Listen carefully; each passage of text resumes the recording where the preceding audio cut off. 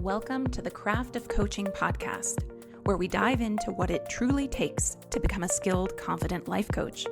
I'm your host, Kate, head of the CLCC, or Certified Life Coach Collective, an ICF-Accredited Level 1 coach training program. We combine courage, coaching, and community to offer you more than just a training program, but a life-changing experience where you use your own personal transformation as the learning ground for supporting your clients. On this podcast, we explore how you can use coaching skills to support your clients or expand your own growth, all grounded in evidence-based coaching practices. Learn more about our program and get free resources for becoming a life coach at teamclcc.com. And now, here's today's episode. Hey there, everybody. I am thrilled to be bringing you today's episode, which is all about identifying client stories and narratives. So these are internal stories or internal narratives that clients have. And of course, as you're listening to today's episode, in alignment with, I've talked about this on a number of episodes now, I'm the director of the Courageous Living Coach Certification, which is an ICF-Accredited coach training program. And we use self-coaching, coaching yourself, your own personal growth as the basis for how you learn to work with clients. So as I'm laying out any examples in this episode where I'm talking about how a client might handle something, you should also be thinking about how you might handle that same story or that same narrative when it arises for you. Because, of course, we as coaches, we are co-creating with our clients. We are not gurus. We are not consultants. We are not sitting over here having life all figured out. Oh, those poor clients over there with their negative stories. No. We have them too. Humility is always a good thing to bring to the table whenever we're working with clients, and especially around the concept of client stories and narratives. One of the first things that I'd like to make sure I make very clear as we talk about client stories and narratives is that I don't subscribe to, and certainly it's not what we teach at the Courageous Living Coach Certification, the idea that if you just change your story, you change your life, and that's it. Is there some level of accuracy to that statement? Yes, there is some level of accuracy to that statement. Because if you change your outlook on something, especially if you change it from a pretty limited viewpoint to a more expansive viewpoint that encompasses more possibility or opportunity, then you're probably going to feel better. So shifting a story or a narrative is not a bad tool. But what I see in the industry is it's a tool that has been used so reductively that in some cases, coaches who are suggesting that people use this tool are not thinking about, or speaking to at least, the wider systems that we all live in. Somebody cannot just think their way out of racism. You can't take a thought model and just go, yes, racism, it's here in this model. And if you would just change your thought about racism, you change your life. Now, I would absolutely be a supporter of any client I've ever worked with, looking at any ism they face, and then looking at where they can be in power, in choice around that system. It will feel better for that client if a woman, if I'm working with a woman who is facing sexism in the workplace, it will feel better for that woman, I would imagine, to shift from a story of there's nothing I can do about the sexism in this workplace to I can have stronger boundaries around sexism in the workplace, or I can speak up about sexism in the workplace, or, there are lots of different opportunities here. That is going to feel better. But certainly we as coaches need to be very cautious, I think, about how we talk about ideas regarding reframing, regarding shifting stories, regarding helping our clients shift their narratives, so that we are not inadvertently teaching our clients that if they just would think differently, systemic oppression would go away. That really puts a hell of a lot of the burden for shifting systemic oppression onto somebody shifting their mindset, which I'll just speak for me as somebody who has been groped and catcalled and experienced sexism, mansplaining, all of that. There was no way of being that I ever could be that would stop those things from happening. We are all colliding with the wider systems within which we live. We have to think about that for our clients as well. So, that having been said, a great thing that I would suggest would be to do a little bit of your own work around intersectionality, because often coaches are very well-meaning and they think to themselves, oh yes, I'm a good person. I'm not going to do that with my clients. And my clients, or they'll think my clients know me. They know, I don't have to tell them. They know that I'm about. And one thing that I think is just so helpful for coaches is articulating it, being transparent about it, and doing some of that work to unearth your own biases, your own places where maybe you might have gotten too reductive is important. And it's always a learning experience. I learn too. I end up uncovering places, oh, that was a space where I had a bias or a way of thinking or a story, a narrative that actually fit into an oppressive model. And I want to change that. And I learn that stuff all the time. Some recommendations I have for books in particular, one that we use in the Courageous Living Coach certification is Sonia Renee Taylor's The Body is Not an Apology, which, by the way, hands down, like one of the best book covers I've ever seen. It's absolutely brilliant. And she is brilliant. Another one I'm really loving is Emergent Strategy by Adrienne Marie Brown. Absolutely beautiful. Another one that I really love, particularly for looking at race relations, is So You Want to Talk About Race by Oluo, Oluo. So there are a number of resources that are out there. We as coaches need to do our work on a regular basis to just look and see, are there any stories or narratives that I might unconsciously be passing on to a client that aren't as helpful? So, you having done some of your own work or being willing to commit to doing some of your own work, now let's get into the actual skill, the craft of helping clients to identify client stories, client narratives. In the Courageous Living Coach certification, we teach that stories are the assumptions and beliefs that people make about themselves or how the world works. I'll say that one more time. Stories are the assumptions or beliefs that people have, that people make about themselves or the way the world works. Stories are neither good nor bad. Everything is a story. Some of them are just more helpful than others. So once again, stories are neither good nor bad. Everything is a story. We are meaning-making machines. The question is, what are you making your life mean? What are you making that experience mean? What are you making it mean that that person said that thing to you and how you, air quotes, have to respond? What are you making it mean? So everything is a story. Stories are not good or bad. There are just some that are more helpful to our lives than others.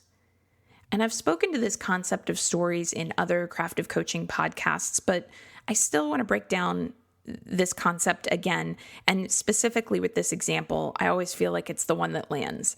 We've all met that person whose predominant story or narrative about how the world works is that people are selfish and only looking out for themselves. And we've all met those people who have a predominant narrative or story about how the world works, that everyone is doing the best that they can, and humans are flawed and they keep trying.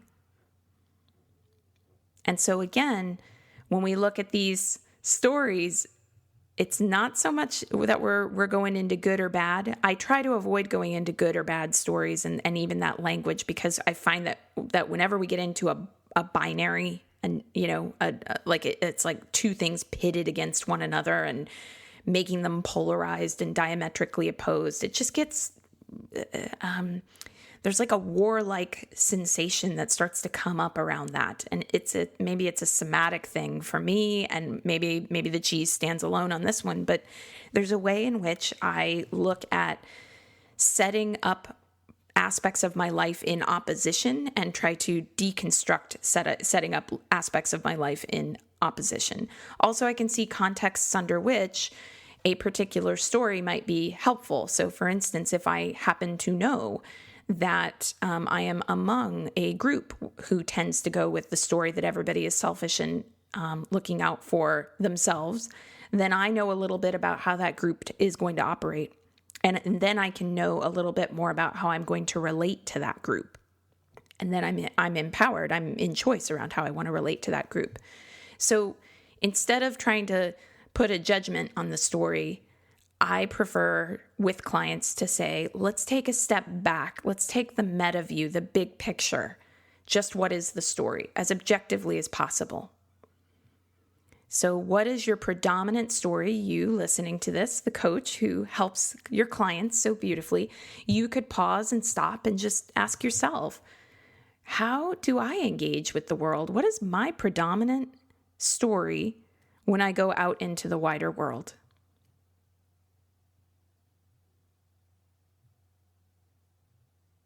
Have you ever thought about that before even?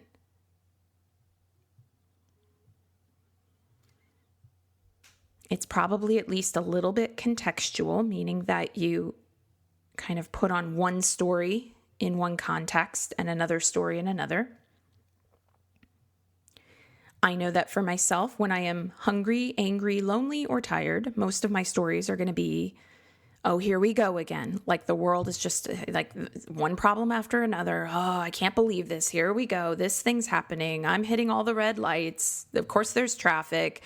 Well, yeah, and COVID gives me lots of fuel when I'm particularly agitated. Look at that person over there not wearing their mask. Come on, yeah, So we've all been there. I'm certainly not a saint. I practice the tools. I'm not perfect by any means. I practice the tools. That's what I keep coming back to again and again in my life. So what are the predominant stories that you take with you? And you could try applying this contextually, like who's a difficult person for you? What are your stories about who they are? What are your stories about what they're capable of? If I ask you, do you think it's possible that they'll change? Do you have a story? No way. There's no way that person's ever going to change.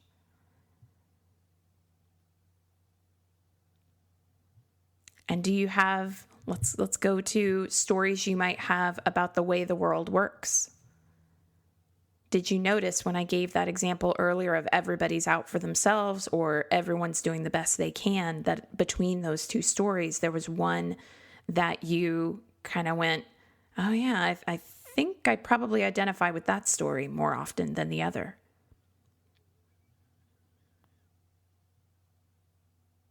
And speaking of systems, and speaking of the example that I gave a few moments ago about the gritchety places that I go to when I'm hungry, angry, lonely, or tired, notice how our stories change. This goes back to systems when needs are met. Hungry, angry, lonely, tired.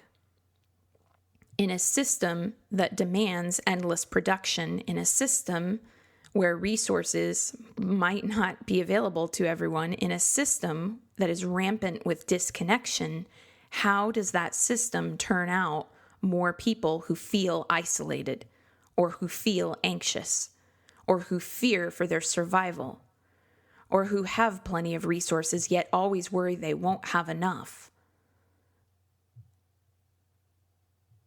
And then how does a system where people feel that those needs are met change the stories people tend to tell? Because I've copped to my bad side there, bad air quotes, my under-resourced side, maybe we could call it, and the places I can go to in those moments. But when I do feel well-nourished in my life, and when I do feel like my needs are met and I feel connected and I feel loved and I feel connected to purpose and to other people, my stories are so different. They're positive, they're uplifting, they're resilient, they're ready to take on challenges. Those are the stories I have when needs are met. And that is reflective of the system I'm in as well. So let's take it back to the client level. A client shows up for a session with you, and let's say that they are having a problem with an in-law, like a mother-in-law, the stereotype always being that mother-in-laws are so difficult. So let's just go with that as a possible example. Stories are that the mother-in-law is so selfish, never going to change, always bossing everybody else around, controlling. And the client is coming to you with an intended session focus of try to get some kind of serenity around mother-in-law. If you as coach want to offer coaching, certainly it's a great thing to offer your clients options, but if you as a coach want to offer coaching that is about helping your client to establish some boundaries, to have more positive communication, to maybe role play with you, some dialogue, practice speaking up, saying, I'm not comfortable with this, that, or the other. That is all excellent work to do. It truly is. I think of coaching as a toolbox. And if you are building a house, you do not just pick up a hammer. You need a level, you need a saw, you need a hammer, you need nails, you need a lot of different tools, and you need them at different times. So all of those tools I just mentioned are great tools to have. But there would be one that would be missing if we didn't look at the stories. What are the client's stories? The client's assumptions or beliefs about who the client is or how the world works and how the mother-in-law operates is part of the client's conception of how the world works. If the client has a story, every interaction with the mother-in-law, oh God, I don't want to deal with her. She's awful. How successful do you think boundaries are really going to be? How much serenity, if the client has said, I want to feel some level of serenity around my mother-in-law, how much serenity is that client really going to feel if they enact all the boundary tactics in the world, but they neglect to address stories? They probably are not going to feel all the way there. There's probably going to be something of a grasping feeling if they only rely on technique or strategy. And it's, again, not that those are unhelpful. They are. I've been in the client hot seat with some boundary issues with different people in my life, and I've had to, hash those out with my coach, right? And go, okay, we need to actually articulate what are the boundaries and how am I going to practice them with this person. The story work, though, is also important work to do. Particularly story work, I think, is really helpful when it comes to adversity that feels like it is all outside the client's control. Because what we do not have control over are obviously other people and circumstances and the larger social systems. We can't puppeteer the larger social system from an individual level. We can only ever do our part to try to change a larger social system. We can't puppeteer relationships with mother-in-law. We can only do our own part to try to shift how we're relating to mother-in-law. We can't puppeteer or control all the things that go into access to resources. So, since we can't do that, what do we have control over? Well, every individual has some level of control over where they place their intentions, where they place their attention, and whether they are responding or reacting. Responding is more presence-based, it's slowing down, it's methodical, it's let me feel my feelings in a way that processes my feelings rather than just stirring in them, which often creates a lot of rumination, stress, overwhelm.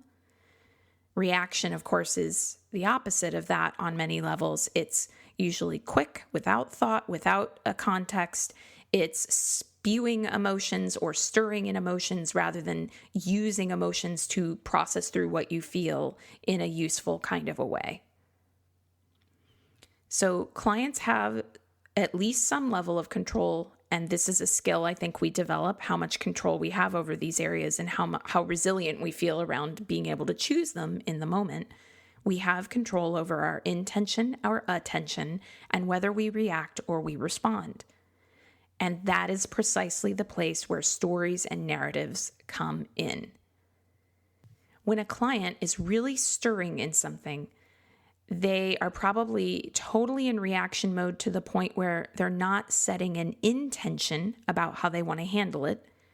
They're not watching where they place their attention in terms of how they're, like their attention might be totally on latest thing mother-in-law has done that pissed them off, instead of, hey, contextually, she did this thing that pissed me off. She also does these other things that I find really helpful. Maybe the conversation I have with her could be about both. I don't know. I'm just riffing on this, right? But we're opening up the idea that stories and really getting clear about what a client's stories are, helping the client, get clear on that. What are your stories about this currently? And then what do you want them to be, can start bridging something to the future. Now, I would say that we also need to be sensitive to client feelings. There's a kind of time and place when, at least for me working with a client, I'm going to consider story work to be more appropriate. If a client has just been, let's keep with this mother-in-law example. And by the way, anybody who's listening to this, if you're a mother-in-law, I'm totally not trying to hate on mother-in-laws here. There are a lot of great mother-in-laws out there, and bless you. But there's often a lot of conflict with in-laws. And so we're just saying mother-in-law for this example. And it could be anyone. It could be sister-in-law or cousin-in-law or father-in-law or any of that. So let's say a client is having some issues with their mother-in-law. And let's say that your client and the mother-in-law just got into the hugest fight, and both people said some really hurtful things, and your client shows up at a session with you and mother-in-law has said some hurtful things that are just really weighing on your client's heart. Okay, to me as a coach, not the appropriate moment to start doing story work. The first thing I want to attend to are the feelings. And there are other Craft of Coaching podcast episodes on helping clients manage and process their emotions. So I'll direct you to those.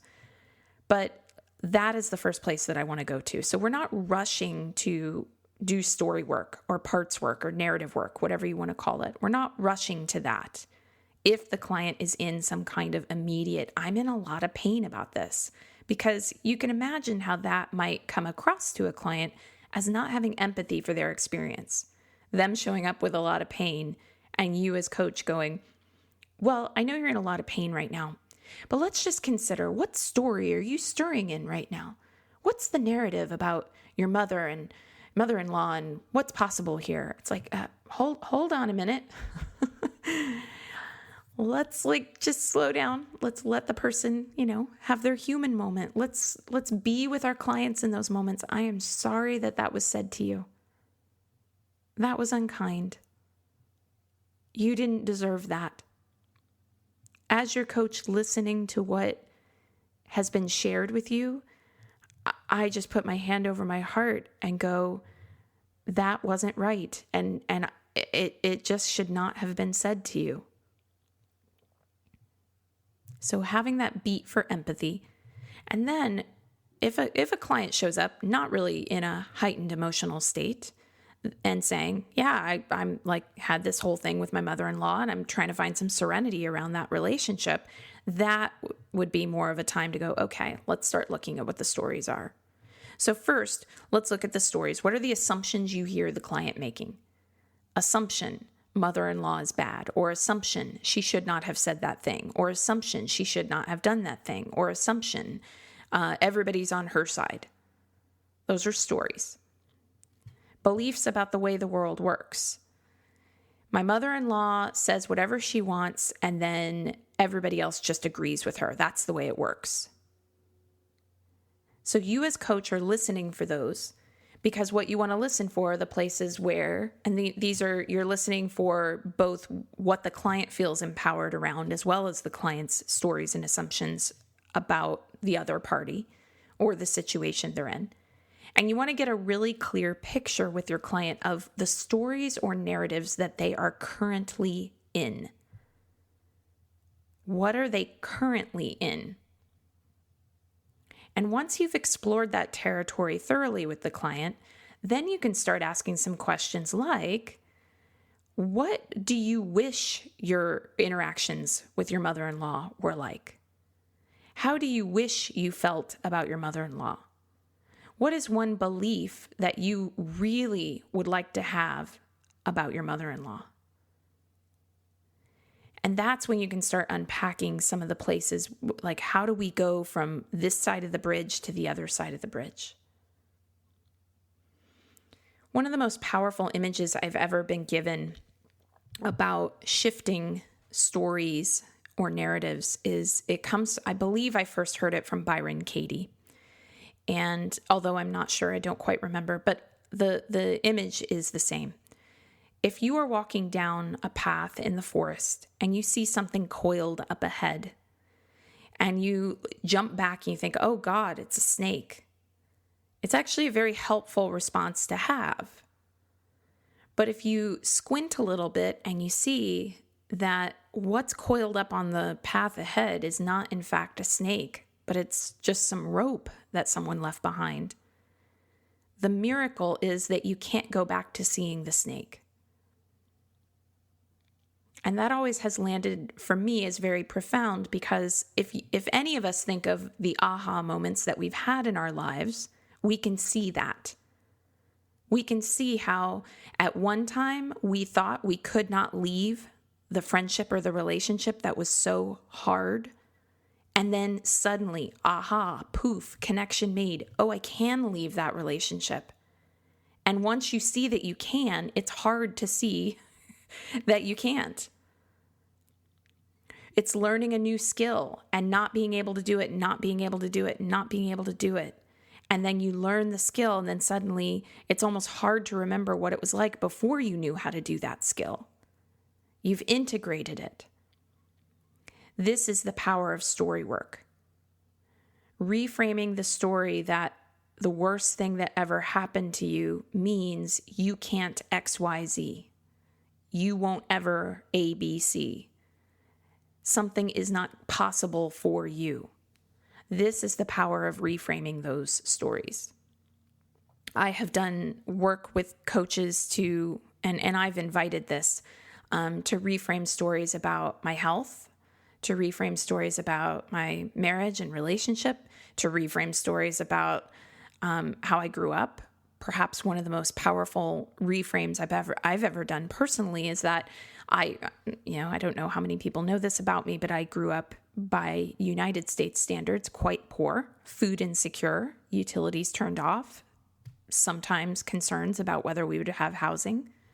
And for a long time, I walked through my life just feeling like, how could I ever achieve much? I came from this background. This is what I could do. It just, I don't know, this is the power of story work happening right here as I'm recording this podcast. It's almost hard to connect with what I felt or thought at that time. But the shift that I made actually was, I actually think growing up poor, for as much as I don't wish that experience on anyone, for as much as I'm not recreating that for my daughter, what I've chosen to make it mean in my life was that growing up poor taught me some valuable lessons about hustling, about making my own way, about being hungry for something more.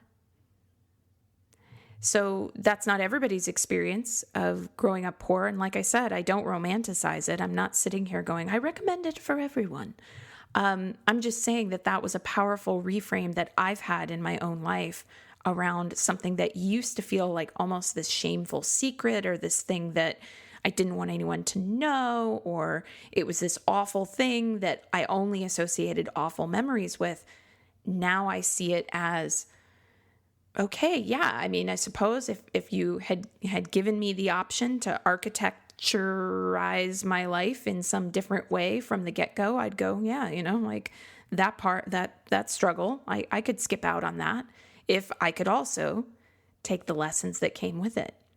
But since what happened, I go, all right, well, how would I like to reframe my story about that experience of how I grew up with a lot of financial hardship?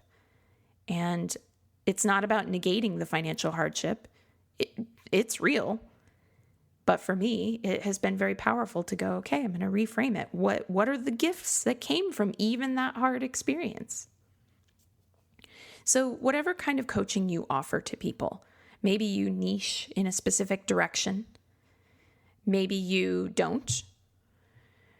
You really can look for all kinds of opportunities to help people to reframe stories of limitation that clients tell for why they can't be who they want to be, do what they want to do, experience what they want to experience. And as long as that is mixed with a healthy respect for and recognition of the fact that very real systemic limitations and barriers are going to be present, I think it's an incredibly powerful work to undertake with a client. And it does get a little bit tricky to respect that line, because a lot of what ends up shifting when there is a really hard barrier for what someone is able to do is going to, okay, how am I personally going to choose to look at that challenge?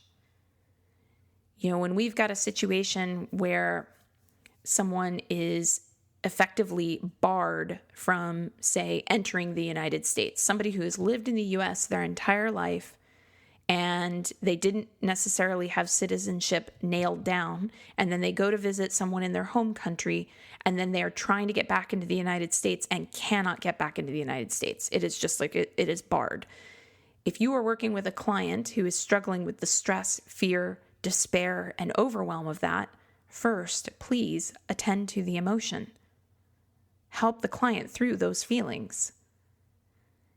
And then it's not about pretending when you are identifying client stories and narratives and reframing them. It's not about pretending that that barrier suddenly doesn't exist, right? We're not sticking our fingers in our ears and closing our eyes and going, la, la, la, la, I don't hear you. Like, it's a reality for that person if they are facing that kind of a citizenship, immigration, entry hurdle.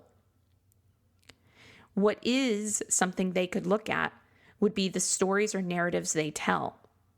Stories like, I'll never be able to feel better. Stories like, this policy is never going to change, so I might as well give up any hope that it's going to change. Stories like, I can't affect change. So we're always looking for what are the reframes that we can give while respecting the fact that the client is existing within another system. It could be a relational system, which is what I'm referring to with the example with a mother-in-law. It could be a wider social system. If you have a client who has a partner who has a drug addiction that they are just not willing to get treatment for or can't get treatment for some reason, it is not about sitting on the phone with that client and trying to get them to pretend or manifest the other person into drug treatment. I don't think that's possible. What I do think is possible, and hey, call me out or call me in. That might be my story, right? Maybe I have a story about manifestation somebody else would disagree with, and we're open to that. But I have looked at that story, and what I'm talking about is how we walk that space between the realities of a client's life, how they're engaging with the reality of their life, how they are feeling about the reality of their life, and what they have the power to change. And again, I come back to, as far as I can tell, we have the power to really shift, change, grow our intention, our attention, and whether we respond or react. So in the example of somebody dealing with a partner who has a drug addiction, they can place they can't force the person to confront their addiction. That's outside the locus of their control, but they can absolutely focus on their intentions around what they want relationally with their partner, where they place their attention. So are they literally just stewing in the feelings and the situation of interacting with their partner and maybe not putting their attention on what they need to do for self-care? That could include things like going to Al-Anon or other groups that support family and friends of people who have a dependency issue. There are lots of different places where that person can place their intention and their attention. And then the hope is that they start responding to their partner who has that drug addiction, responding as in, I'm intentionally setting a boundary here. I'm removing myself or you from the space here. It's not okay for you to bring drugs into our home or whatever that might be, as opposed to reacting.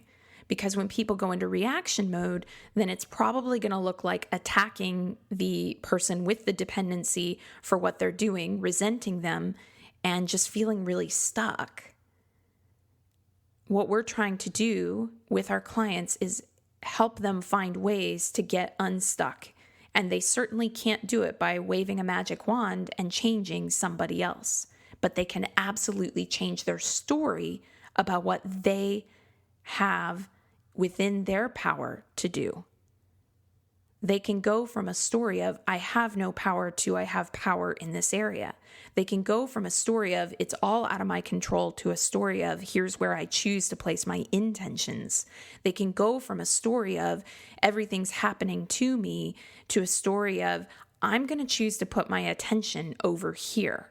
They can go from a story of, when this person is acting this way, my only option is to get pissed off and yell, to a story of, actually, there's this other way that I want to respond. It is hard work to do. But the good news is that, like so many other things, it gets easier the more often you do it. And particularly, I recommend you, the coach listening to this, to undertake this work, to sit down and go, where are the top 5 areas in my life where I feel stuck? And then let me go, well, what are my stories about why I'm stuck in that area? Where are the places where I think it's somebody else's fault?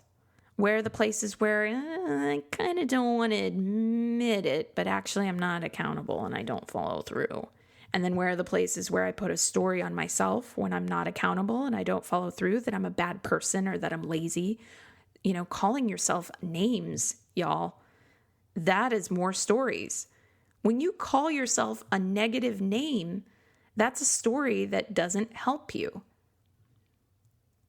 Coming full circle in all this, when you consciously choose your stories, and remember, they're not good or bad, you can start switching it out. Instead of it being the story, I'm so lazy and awful because I didn't follow through, it can be the story, in the past, I've had issues around being accountable, and I am relentlessly committed to changing that pattern. You are empowered to change your stories and your narratives about your life. And so are your clients. So where do you go from here? Like I said, I suggest an exercise of doing some self-work, but you also could sit down and review client pre-session questions and just start asking yourself, as you're looking at client pre-session questions, even a client you've worked with for a great many months, what are some stories that might be present in these pre-session questions? In fact, this could be a particularly helpful exercise if you've worked with a client for a few months, because you could ask yourself, oh, hey, wow, I didn't even realize it when I read their pre-session questions, but there's this story I'm suddenly seeing on their pre-session questions that's been present in just about every single other session we've had for a few months now. And now that I see that, I'm going to just jot down a couple of possible reframes that this client might want to try on. And then next time we have a session, pose it to them. See if they want to try the skill of reframing stories.